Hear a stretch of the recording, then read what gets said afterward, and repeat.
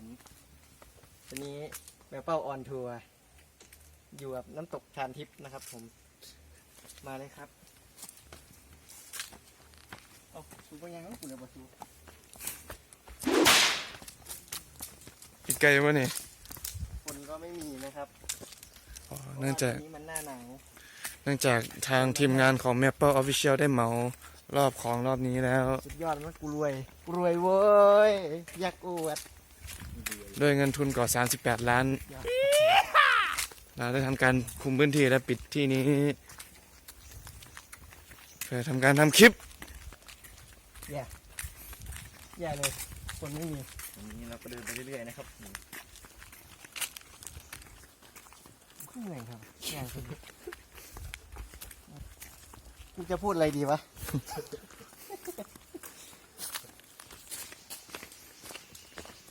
นานทีก็จะมาเที่ยวแบบนี้บ้างเนาะอยู่แต่ในห้องแอร์ยืนจะปวดขาจังให้จักบอลฝากถึงผู้จัดการร้านนะฮะบอกว่าหาเก้าอี้มาไว้สักให้มาคบกับพนักงานหน่อยนะครับผมบางทีพนักงานคนหนึ่งก็ยืนขาจังบางทีขาจังคืออะไรวะแมวเลย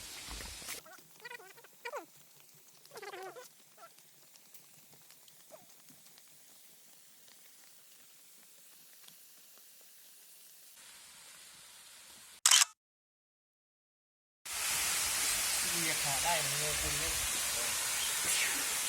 คือเป็นมันต้องขึ้นไปอยู่เลยถ่ายวีดีโอเล็กๆน้อยๆไปไม่หรอกอันนั้นใช่ไหมสั้นคลิปนี่หรอ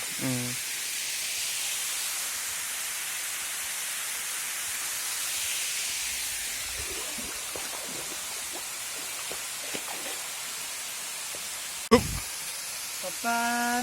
นี่คือชั้น2แล้วไงกับตัวที่ขึ้นมาได้เนาะคนไม่ค่อยออกกำลังกายนะครับแบบคือจะว่ายังไงเหนื่อยที่บอกหรอก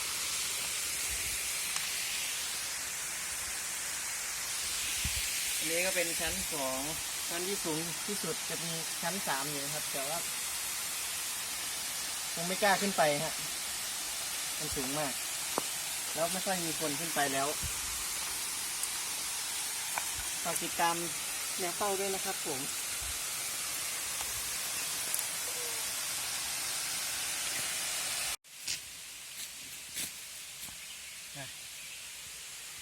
นี่นะครับผมสำหรับชั้นที่3ก็เจ้าหน้าที่เขาไม่อนุญาตให้ขึ้นไปนะครับมัน